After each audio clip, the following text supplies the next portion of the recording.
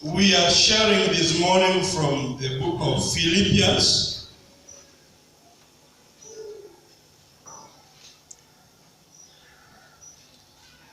I beg your pardon. We are doing the book of Philemon. It's just one chapter. Philemon chapter 1, it has like 25 verses. That's what we are going to do today. We had finished with the book of James the other time, and today I just want us to share something from the book of Philemon. Bwana Mungu nashangaa kabisa nikitazama jinsi ulivyo, nyota ngurumo vitu vingi vyote viumbavyo kwa uwezo wako. Bwana Mungu nashangaa kabisa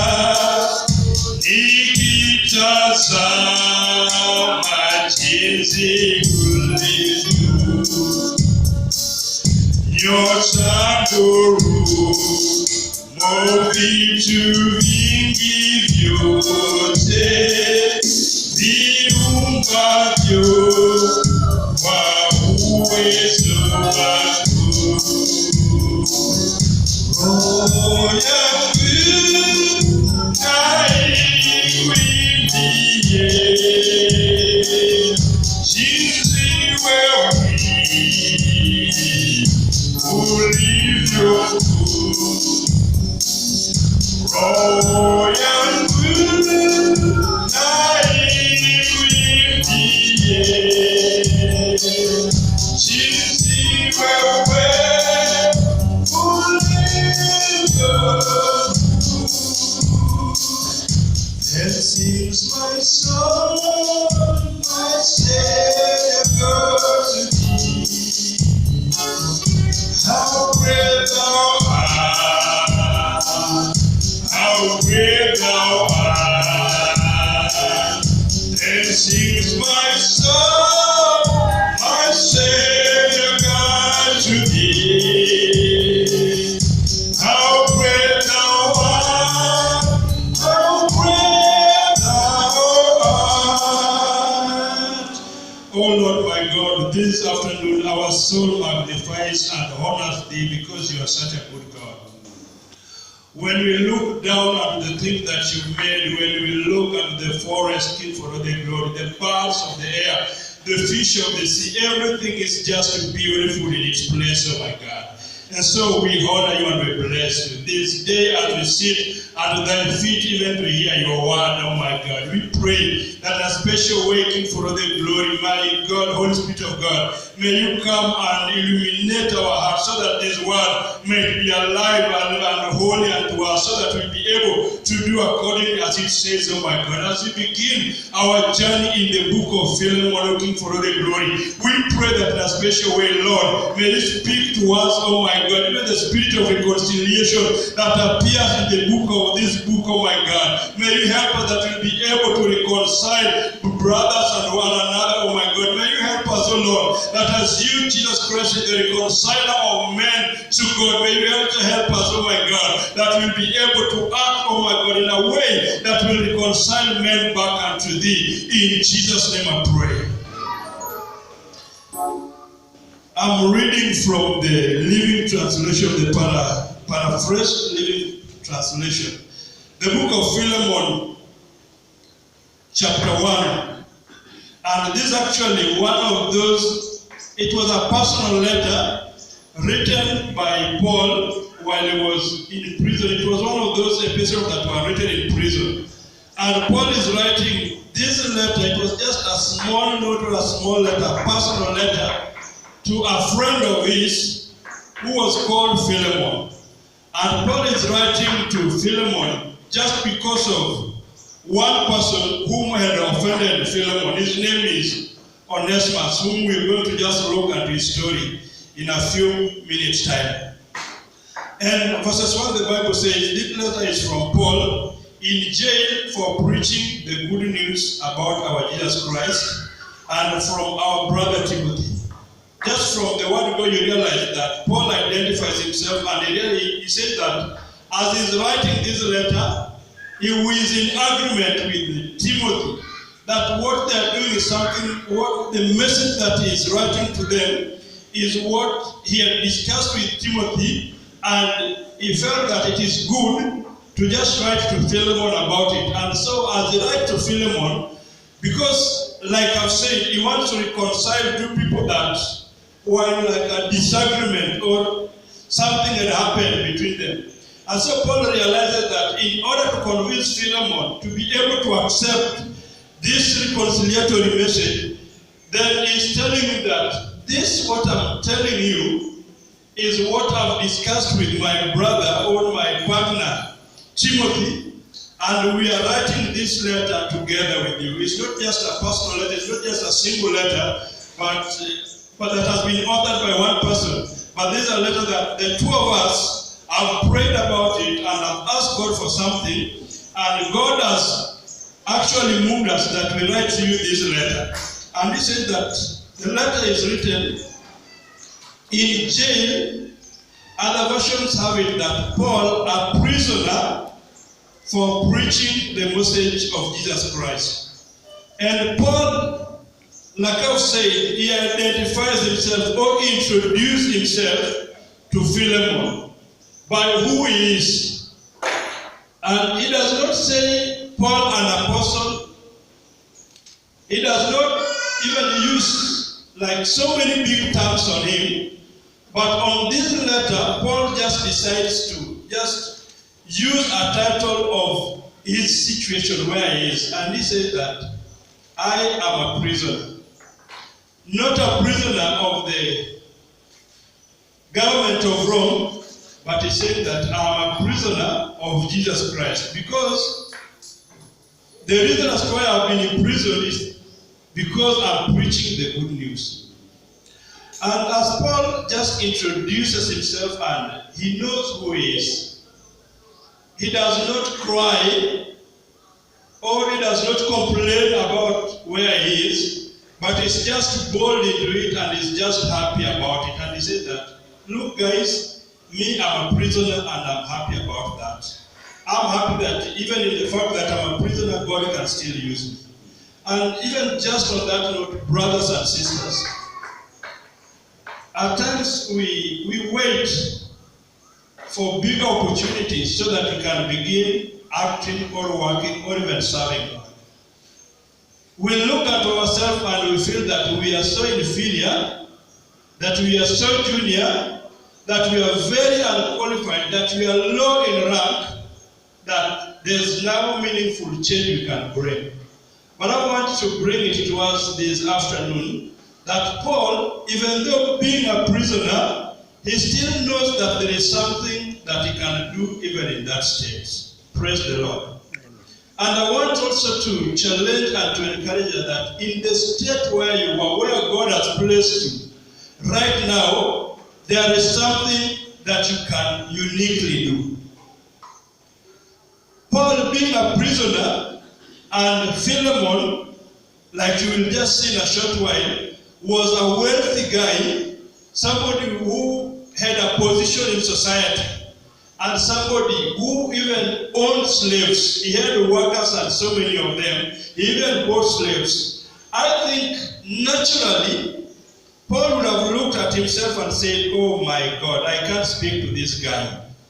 How if I was at a position of equal rank to him? Or how if I was at a position slightly above him, then I would have commanded him to do that which I want him to do. Yes, I know Onesimus might have wronged him, but then what can I do? I'm just a prisoner in the cells or in the prisons of Rome. There is nothing I can do. Naturally, Paul would have said that and Paul would have lived with that. But he looked at him and said that God has pushed me here and God is giving me this opportunity. And I know that where God has called somebody, then he always equips. And so Paul boldly writes that letter and begins that process of reconciling these two gentlemen. My brothers and sisters, today in this church, I want to implore and to ask that in every situation, in every place that you are in, God has placed in you some gifts that he expects you and he requires of you that you should exercise.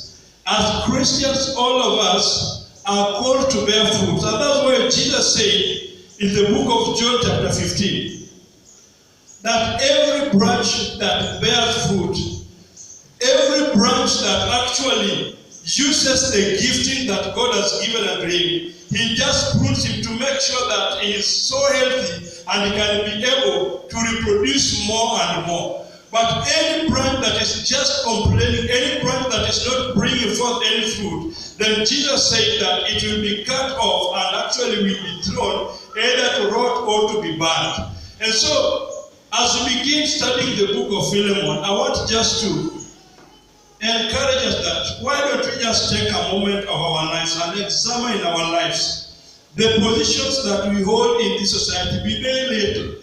They can be the positions of a housewife. They can be the positions of just a child.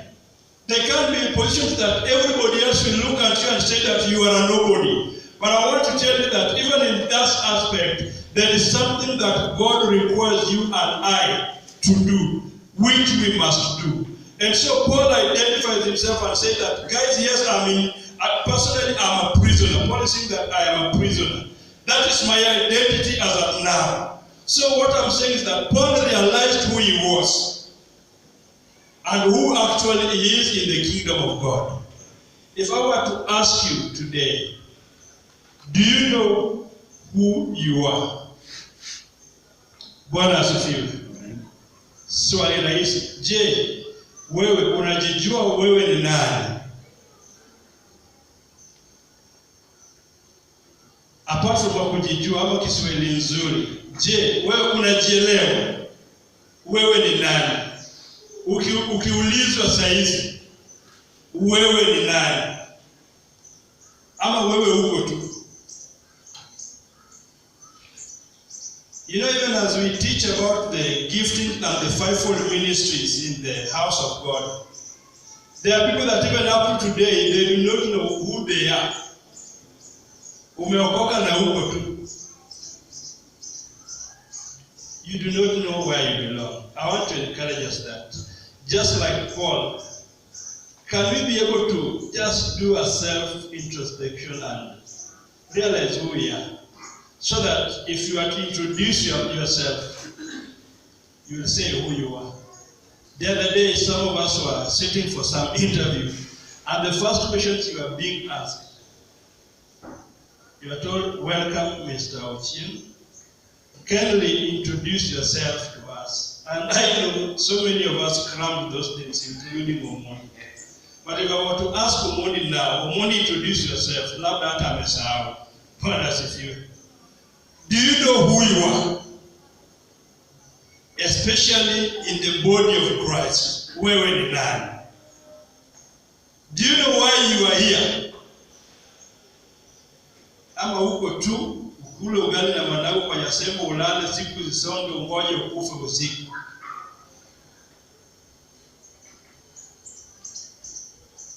Paul, and I just love his introduction, and he says that I am a prisoner. He knows who he is.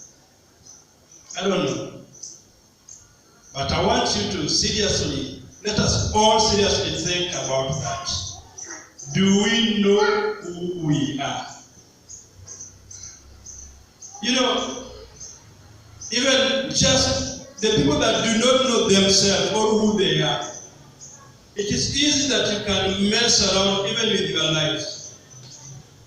There are people that are married and are still single. Hawajijui wako tu. There are people that are single yet they are married to so many women. And they are just there. There are people that are children lakini lakini hata wajui kama ni watoto.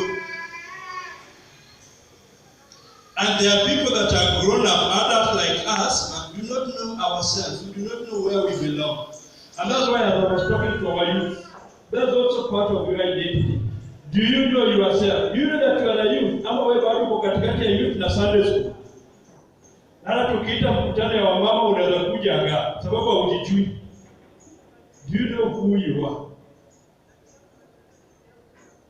If you do not know who you are, then life can mess you up and life can confuse you. Paul knew his position and he actually stuck to that lane. He knew who he was. And he writes to Philemon. And like I've told you, Philemon was probably a friend of Paul. Could be they met as Paul was preaching. Or Paul heard about Philemon deeply now. Could be they were just some casual friends. But then Paul heard about him deeply when he met somebody who was called Onesimus. And the letter was actually given to Onesimus to go and take it to Philemon. And Onesimus was one of those guys whose life was very miserable. Onesimus was one of those guys who was not lucky. He was born in a very poor family, poor to the point that his mother and father were sold into slavery. And so he was born a slave. And so as he was born a slave, there was nothing he could do for himself. When he became some teenager or somebody who was now starting to mature, then he was now not under the custody of his parents, but he was also again now sold as a slave to go and serve other people. And that is where a guy by the name Philemon bought him, and he was his slave. And the Bible says that he was a very poor and a very useless slave. There are slaves and there are those that are good.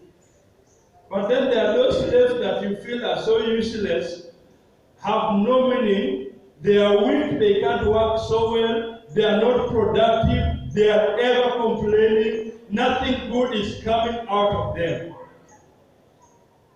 That was Onesimus for you. Like I've said, there are slaves like Joseph when he was sold into slavery. He did so well and even his master loved him. Even the wife of the master and that family loved him. But for Onesimus, it wasn't that way. He was just that guy who is stupid, ever complaining, lazy, not hardworking, ever sick, and his life was just bad. He was one of those guys that when you meet and have coffee with him for like 5 or 10 minutes, and he talks to you, if you had a problem, then unasema kwamba hata kama niko na shida, lakini ya Onesimus ni kubwa kuniliko. Bwana asifiwe. Have you ever met people kama hao? When unakutana na hao na unamwambia shida yako, lakini akikuambia yake, unasema hata kama ndawa yangu iko na shida, lakini kumbe kuna watu nimeshinda. He was one of those guys mwenye ukikaa naye dakika 5 na mwambia zile shida zako za pesa uko nazo, na yeye akwambie tu 2 zako, utamwambia ndugu, wewe tuachie tu hapo. Maana wewe ulikuwa unajiona uko mbaya, lakini yeye ako mbaya zaidi. He was one of those guys, for those of you who visited people in hospital or who've been sick and have gone to hospital, and you feel you are terribly sick, but unaangalia mtu mwingine, mpaka hata unaweza mwambia kwamba wewe pita utibiwe kwanza. Wewe ni mgonjwa zaidi. Na wewe ndio ulitoka kwa nyumba ukisema wewe ni mgonjwa zaidi. Unampisha laini kwanza because problem yake ni kubwa. That was Onesimus for you. And in slavery, as working in the house of Philemon, aliwasumbua a lot of problems, a lot of issues, complaints every day, not being productive. And then finally, Onesimus decided to do one of the silly things that any of us or any slave would do.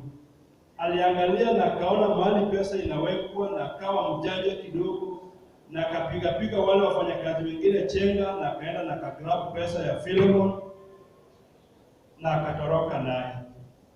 Mbio akaanza safari, akaenda mpaka city of Rome. And they went into that place, still with the slave mentality, akakula ile pesa. Within a short while, akabaki fukara tena. Akaanza kuhangaika.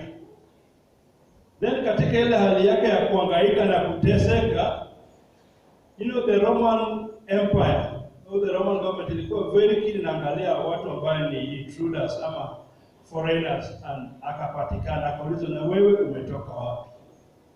He could not be able to explain himself so well.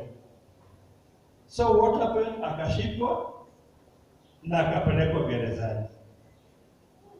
Imagine, from being born a slave, serving as a slave, ukapata nafasi ukaiba pesa na ukatoroka yule mfalme wako na ukaenda. Tena kufika huko, shida baada ya shida, akashikwa and he was thrown into prison.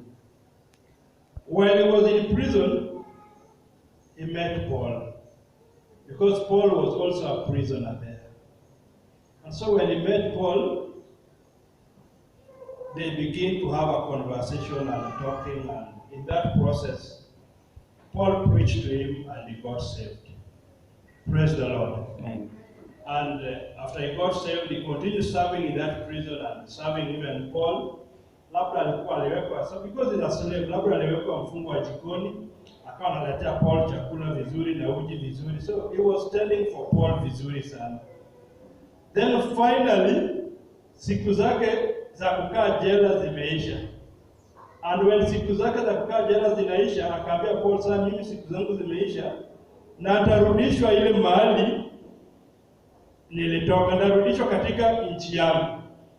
Then in that process, could be Paul also asked him about the crime that he did, and he explained to him, and that is how Paul began to know more about Philemon. And that's why as you read continuing down, Paul is saying that I do not cease to pray for you every time I think of you. I mention your name in prayers for the good things that you did. What does it feel? That is verse 4. I always thank God when I'm praying for you, dear Philemon, because I keep hearing, and that hearing is hearing from Onesimus, of your love and trust in the Lord and in his people. Paul is saying that I've heard about you and I continue praying for you. And as I was just looking at that, this morning as you are praying, we normally pray and pray for people wale wako na shida, magonjwa. But this imeniguza. Do we always ever pray for people that are doing good? Bwana asifiwe. In our prayer lives, do we just look at the people that have problems and issues and this, that, and that? Do we also think about people that are doing good and pray for them? Paul is challenging us this day. Just like he said that I continue thanking God and praying for you, Philemon, because of the good thing that I've heard you done. I also want to implore to us that why don't you also just take a moment and look at the people that are doing good and pray for them so that they continue doing good. Our society and our nation is full of leaders that we think are very bad and are very corrupt. People that we feel, in a way or the other, that have messed up this nation. But also there are guys that have done so well. Whenever you pray and you pray for God to change the leadership and to heal our land, do you also pray for those guys that are doing good so that God will continue blessing them to continue doing good? That is what Paul is saying. even in this camp, there are guys that are bad, and we pray for them that they can change.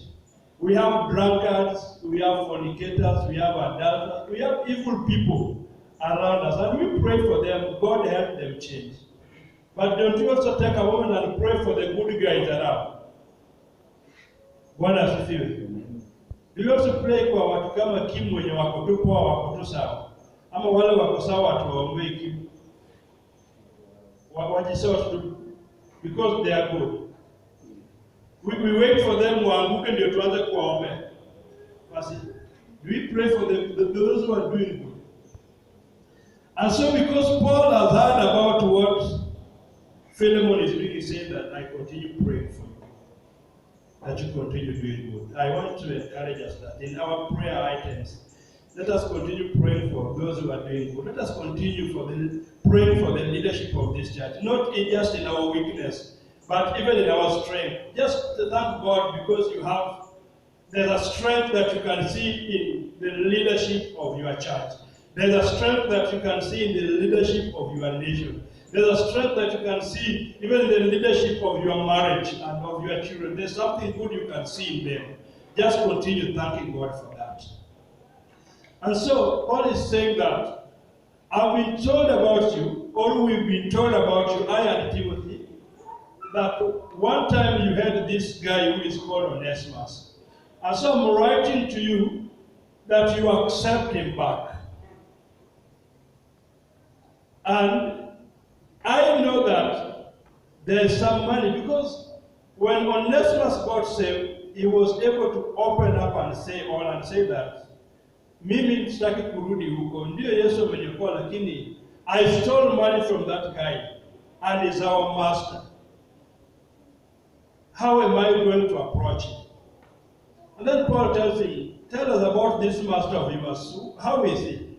That, yes, I think I was a bad slave, but he was a good master, because this guy had even a church fellowship in his house, and he was doing good. And then Onesimus is saying, but I don't know how to approach him. Then Paul pens down that letter and said that, to you, my brother Philemon, just accept Onesimus back.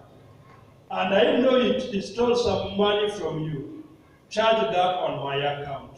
Please, I will pay. And so Onesimus takes that letter. Just a few things I want to talk about in the life of Onesimus, and then we'll finish the book of Philemon some times later. It's just one chapter, so I believe our next session will be able to finish it. But you see, when Onesimus, his life and everything else, he was born somebody who didn't know that anything good would come out of him. And he was just running away from his past every day, just trying to look for something good, which was not coming. But when he met Christ Jesus, everything else turned around. Praise the Lord. It's also my cry and my desire for you and I, that we should have that encounter with our Lord Jesus Christ, an encounter that will turn our lives around. I know that like Onesimus, some of us could be struggling with issues, and we are running away from them. We are running away from slavery. We are running away from poverty. We are running away even from curses. And these things are, the more we run away from them, the more they try to come back to us. The more we run away, the more they even overrun and go ahead of us. But this morning I want just to encourage and tell us the good news that the end point of it is that if you want to be safe and secure, then run away from them no more. But let us run to Jesus Christ. Because when you meet Jesus Christ, things will turn around. When Onesimus finally went into prison and met Paul, and Paul preached him the gospel of our Lord Jesus Christ, then things turned around. But then it just didn't turn around overnight that now, boom, it is good. No. Onesimus had to struggle with a few issues. He had to struggle with going back to his master Philemon.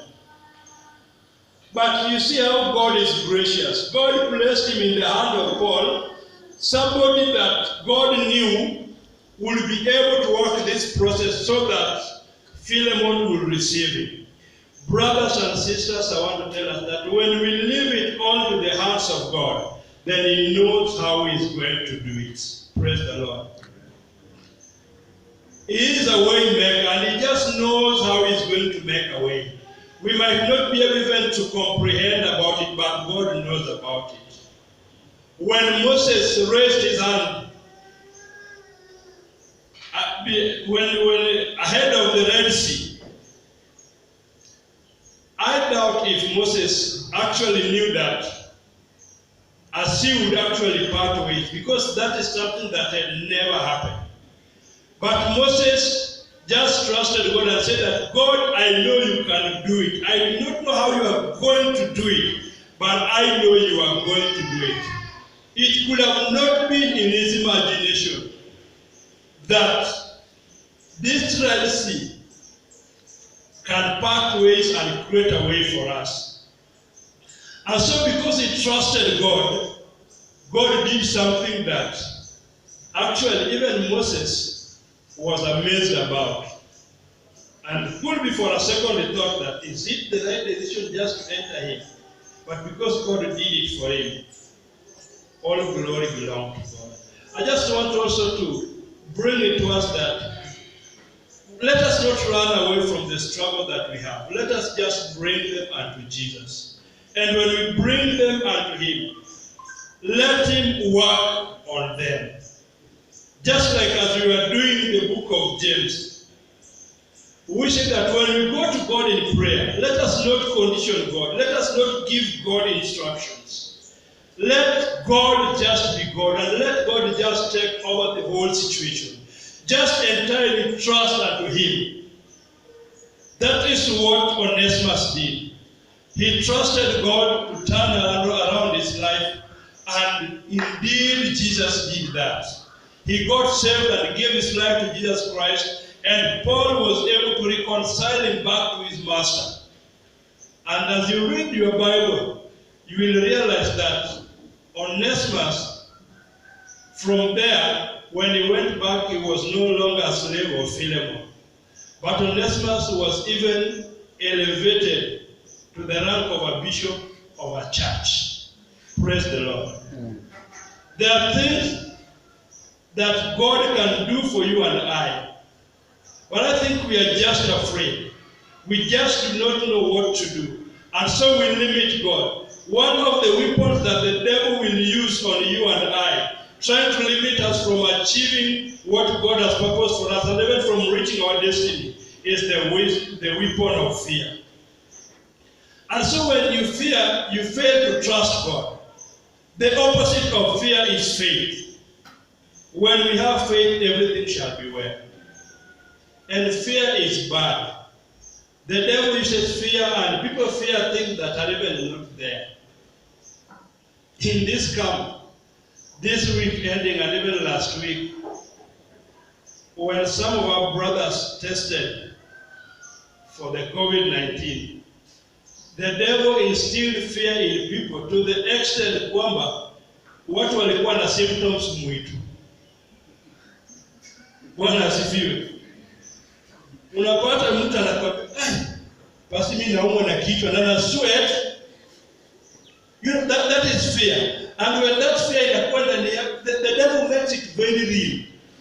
Mpaka unalala usiku unaona ni kama imefikia nyumba yako. And I say that the devil likes bringing fear. And that which you fear most is that which he will strike you with. When calamity befell Job, then Job cried and said that, oh my God, the things that I feared most have befallen me. And so if you fear COVID most, definitely you will have it. But if you have faith and say that nothing, no weapon fashioned against you by the devil shall prosper, then actually God will also protect. Onesimus acted in faith and said that, Jesus, I've surrendered all unto thee. Take my life, make it yours. And you know, when he opened up, he could have been saved, yes, and still hide the fact that he stole money from Philemon. He could have hidden that fact from Paul. But he said that I'm now not hiding anything. I'm saying everything so that Jesus can be able to work wholly in my life. And actually, he found a healing and a restoration for his entire life. Some of us, we are struggling and we are still stuck in the things that we are stuck in because fear is holding us back, even just from speaking to our Lord and releasing the things that are holding us back. We have our past which is so hurting, but we still just want to conceal it. We still do not want to give it to the Lord, to give it to the Lord. The Lord take it on and work on my life. I want to just challenge and encourage us that what is that one thing that is holding you back? That is just a weapon that the devil is trying to use to prevent you from achieving what God has purposed for your life. And just like Onesimus, I want to encourage us that we can decide to open up and surrender all to Jesus. We just surrender all to him. He knows everything about us and he cares for us. He has our best interest at his heart. Greater things that he plans for us. The number two thing that I also want to say about Onesimus is that let us, just like I've mentioned, there are bridges that we cannot be able to completely burn. The more we try to burn them, the more they continue being big. Let us not try. You know, Philemon after this level, he had even forgotten because he was just like one of the slaves. Not only alimwibia pesa mingi, lakini akasema haikuwe. But Onesimus, this thing bado ilikuwa na heart.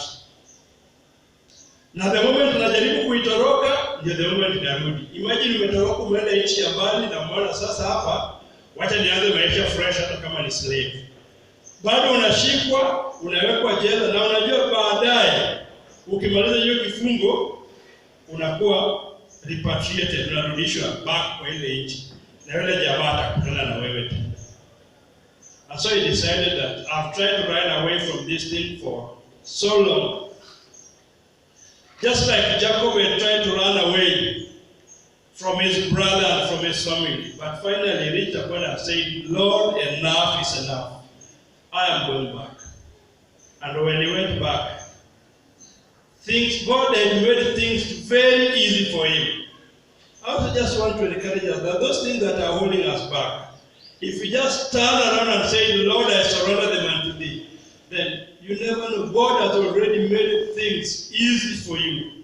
It is you and I who are making things difficult for our own selves.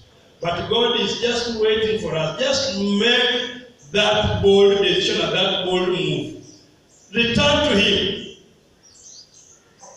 Jesus saying that, come to me, all ye who are heavy laden and are weary, and I will give you rest. Just return to him. That baggage is too big for you. Onesimus realized that this was too big for him and he turned around. I want us to pray. Somebody rise on your feet.